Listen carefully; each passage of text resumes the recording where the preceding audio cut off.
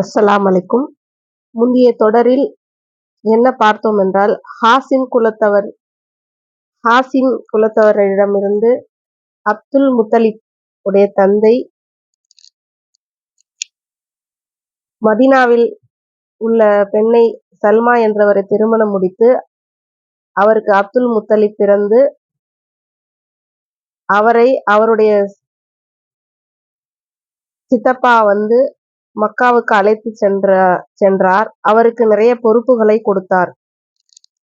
அங்குள்ள ஜம்ஜம் தண்ணீர் ஹாஜிகளுக்கு நீர் புகட்டுவது, மற்றபடி வேலைகள் அனைத்தையும் பார்த்தார். அவருக்கு நிறைய பேர் உதவினார்கள் என்று சொன்னார். அதை வேற அவர்கள் குலத்தில் இருந்த அவர்கள் குலத்தில் உள்ளவரே எனக்குத்தான் இந்த பதவி சொந்தம் என்று அதை அவரிடம் இருந்து பறித்து கொண்டதாகவும், பின்பு அவருடைய மதீனாவில் இருந்து அவருடைய தாய் மாமா அவருக்கு உதவி செய்து திரும்பவும் அந்த பொறுப்பை அவருக்கு வாங்கி கொடுத்து விட்டு சென்று விட்டார். இனி அடுத்து என்ன என்று பார்க்கலாம். இந்த நிலையில் ஹாசிம் கிளையாருக்கு எதிராக தனக்கு உதவ வேண்டும் என அப்துல் ஹம்ஸ் இப்னு அப்து மனாஃப் கிளையாருடன் நௌஃபல் நட்பு ஒப்பந்தம் செய்து கொண்டார். மறுபுறத்தில் அப்துல் முத்தலிப்புக்கு நஜ்ஜார்கள் கிளையினர் செய்த உதவிகளை பார்த்து கொண்டிருந்த குஜாவினர் கூறினார், அவர் உங்களுக்கு மட்டும் வாரிசல்ல, எங்களுக்கும் வாரிசாவார். எனவே அவருக்கு உதவ நாங்களே மிக தகுதியானவர்கள். இதற்கு காரணம் அப்துல் முத்தலிப்பின் பாட்டனார் அப்துல் மனாஃபுடைய தாய் குஜா வம்சத்தை சேர்ந்தவராவார்.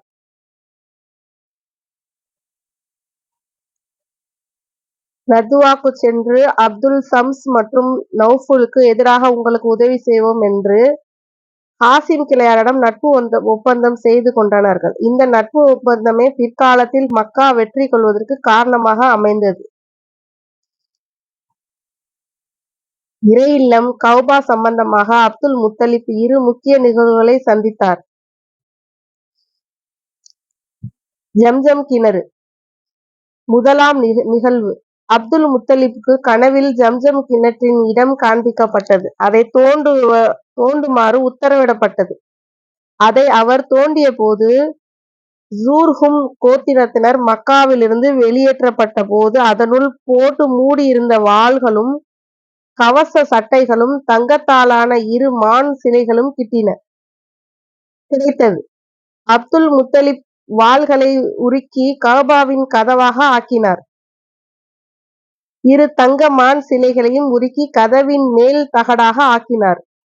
பிறகு ஹஜ் பயணிகளுக்கு ஜம்ஜம் கிணற்று நீரை வழங்குவதற்கான ஏற்பாடுகளை செய்தார். ஜம்ஜம் கிணறு தோண்டப்பட்ட போது குறைஷியர்கள் அப்துல் முத்தலிப்பிடம் அதில் தங்களுக்கு பங்களிக்க வேண்டும் என வாதிட்டனர். அவர் இது எனக்கு மட்டுமே உரித்தானது என்று கூறி அதை ஏற்க மறுத்துவிட்டார். அவர்கள் விடாப்பிடியாக தங்களுக்கு பங்களித்தே தீர வேண்டும் என வலியுறுத்தினர். இறுதியாக ஷாமில் பெரிதும் மதிக்கப்பட்ட சாது ஹுதைம் என்ற கோத்திரத்தைச் சேர்ந்த குறி கூறும் பெண்ணிடம் தீர்ப்பு கேட்கும் முடிவுடன் ஷாம் தேசத்திற்கு கிளம்பினார்கள். செல்லும் வழியில் தண்ணீர் தீர்ந்துவிடவே அப்துல் முத்தலிப்புக்கு மட்டும் அல்லாஹ் மலை மூலம் தண்ணீரை வழங்கினான். குறைஷியர்கள் மீது ஒரு துளியும் மழை பொழியவில்லை. இதை கண்ட குறைஷியர்கள் ஜம்ஜம் கிணற்றில் அப்துல் முத்தலிப்புக்கு உள்ள தனிப்பட்ட உரிமையை ஒப்புக்கொண்டு திரும்பினார்கள். இந்த சந்தர்ப்பத்தில் அல்லாஹ் தனக்கு 10 ஆண் பிள்ளைகளை அளித்து, அவர்கள் எனக்கு உதவும் வயதை அடைந்தால் அதில் ஒருவரை கஅபாவிற்கருகில் அல்லாஹ்விற்காக பலியிடுவதாக அப்துல் முத்தலிப் நேர்ச்சை செய்து கொண்டார். யானைப்படை. இரண்டாவது நிகழ்வு, நஜ்ஜாயி மன்னரால் யமன் நாட்டு ஆளுநராக நியமிக்கப்பட்ட அஃப்ரஹா புனித கஅபாவை போன்றதொரு ஆலயத்தை தானும் உருவாக்க விரும்பி ஸன்ஆ நகரத்தில் பிரம்மாண்டமான கிறிஸ்தவ ஆலயத்தை ஒன்றை நிர்மாணித்தான். மக்காவிற்கு செல்லும் ஹஜ் பயணிகளை தனது சர்ச்சுக்கு திரும்பிவிட முயற்சித்தான். இது பற்றி கிளையைச் சேர்ந்த ஒரு மனிதர் கேள்விப்பட்டு இரவோடு இரவாக அந்த சர்ச்சுக்குள் புகுந்து அதனை அசுத்தப்படுத்தி விட்டார். அதை கண்ட அஃப்ரஹா கோபத்தால் கொதித்தெழுந்தான். 6000 60,000 வீரர்களைக் கொண்ட பெரும் படையுடன் பெரிய யானை ஒன்றில் அமர்ந்தவாறு கஅபாவை இடித்து தகர்க்க வேண்டும் என்ற எண்ணத்துடன் கிளம்பினான். அவனது படையில் 9 அல்லது யானைகள் இருந்தன. அவன் யமனிலிருந்து திரும்பி முஹம்மஸ் என்ற இடத்தில் தனது படையை ஒழுங்குபடுத்தி யானைகளை தயார் செய்து மக்காவினுள் நுழைய ஆயத்தமானான். மினா மற்றும் முஸ்தலிபாவுடையே உள்ள முஹஸ்ஸீர் என்ற பள்ளத்தாக்கை அடைந்ததும் அவன் வாகனித்த யானை தரையில் மண்டியிட்டு உட்கார்ந்து கொண்டது. அதனை தெற்கு, வடக்கு மற்றும் கிழக்கு திசை நோக்கி செலுத்தப்பட்டால் விரைந்து சென்றது. ஆனால் கஅபாவை நோக்கி செல்ல மறுத்துவிட்டது. அந்த நிலையில் அல்லாஹ் அவர்கள் மீது சிறிய பறவை கூட்டத்தை கூட்டம் கூட்டமாக அனுப்பி வைத்தான். அவை சுடப்பட்ட கற்களை அவர்கள் மீது எறிந்தன. அதன் மூலம் அவர்கள் தின்னப்பட்ட வைக்கோலைப் போன்று அல்லாஹ் ஆக்கிவிட்டான். இப்பறவைகள் சிறிய குருவிகளைப் போன்று இருந்தன. அவை ஒவ்வொன்றிடமும் பட்டாணியைப் போன்ற 3 கற்கள் இருந்தன. ஒன்று அதன் அகிலிலும் ஒன்று அதன் 2 கால்களிலும் இருந்தன. அது எவர் மீது விழுந்ததோ அம்மனிதர் உறுப்புகள் துண்டிக்கப்பட்டு மரணமடைந்தார்கள். கற்கள் வீசப்பட்ட சிலரும் இருந்தனர்கள். அவர்கள் ஒருவர் மீது ஒருவர் விழ தப்பி ஓடினார்கள். வழியிலே ஒவ்வொருவராக வீழ்ந்து மரணமடைந்தனர்கள். அஃப்ராஹாவுக்கு அல்லாஹ் ஒரு வியாதியை ஏற்படுத்தினான். அதன் காரணமாக அவனது ஒவ்வொரு விரலும் கழண்டு விழ ஆரம்பித்தன. அவன் சன் ஆவை அடைந்ததும் ஒரு குருவி குஞ்சை போன்று சுருங்கிவிட்டான். பிறகு அவனது மார்பு பகுதியிலிருந்து இருதயம் வெளியாகி துடித்து செத்தான். அஃப்ரஹா கஅபாவை தகர்க்க வந்தபோது மக்காவில் வசித்த குறைஷியர்கள் அனைவரும் அப்படைகளை எதிர்க்க அஞ்சி மலை உச்சிகளிலும் கணவாய்களிலும் சென்று பதுங்கிக் கொண்டனர்கள். அந்த படைகள் மீது அல்லாஹ்வின் தண்டனை இறங்கியதைக் கண்ட பின்பே அவர்கள் நிம்மதியுடன் தங்கள் வீடுகளுக்கு திரும்பினர்கள். இந்த நிகழ்ச்சி நபி ஸல்லல்லாஹு அலைஹி வஸல்லம் அவர்கள் பிறப்பதற்கு 50 அல்லது 55 நாட்களுக்கு முன் முஹர்ரம் மாதத்தில் இசாவி ஆண்டு 571 பிப்ரவரி மாதம் கடைசியில் அல்லது மார்ச் மாதம் ஆரம்பத்தில் நடைபெற்றது. அல்லாஹ் தனது நபி மற்றும் புனித வீட்டின் மகத்துவத்தை வெளிப்படுத்துவதற்கான தொடக்கமாக இந்த நிகழ்ச்சி அமைந்தது.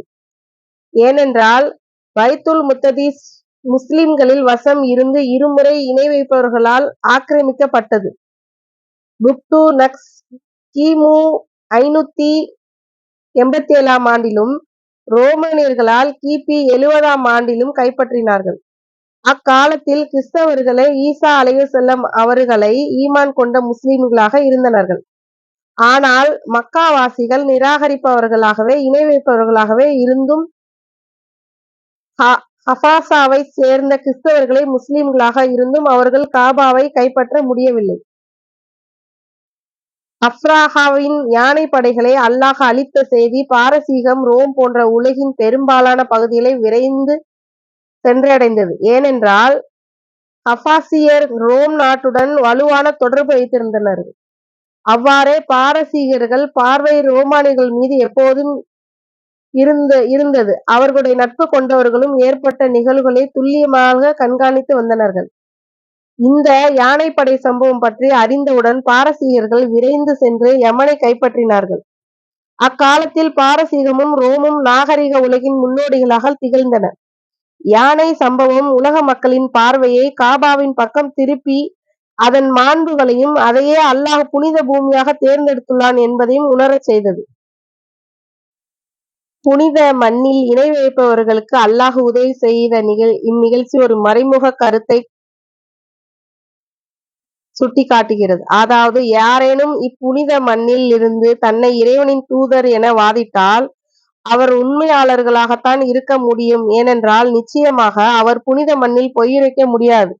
இவ்வாறு கூறினால் அவரை அல்லாஹ் யானைப்படையை முறியடித்தது போல் அழித்து விடுவான். அப்துல் முத்தலிப்புக்கு 10 ஆண் பிள்ளைகள் இருந்தனர்கள். அவர்களில் ஹஸ், Zubair, Abu Talib, Abdullah, Hamza, Abu Lahab, ஹைதவ், முஹவ்விம், லாரர், அப்பாஸ். அப்துல் முத்தலிப்புக்கு 6 பெண் பிள்ளைகள் இருந்தனர்கள். அவர்கள் உம்மு ஹக்கீம் என்ற பைலவு, பர்ரா, ஆதிகா, சஃபியா, அர்வா, உமையா, தல்கீஸ் இப்னு சாம் அப்துல்லா இவர்தான் நபி ஸல்லல்லாஹு அலைஹி வஸல்லம் அவர்களின் தந்தையாவார். அவர்களின் தாயாரின் பெயர் ஃபாத்திமா பின்த் அம்ரு இப்னு ஆம்த் இப்னு இம்ரான் இப்னு மக்சூம் இப்னு யஹலா இப்னு முர்ரா என்பதாகும்.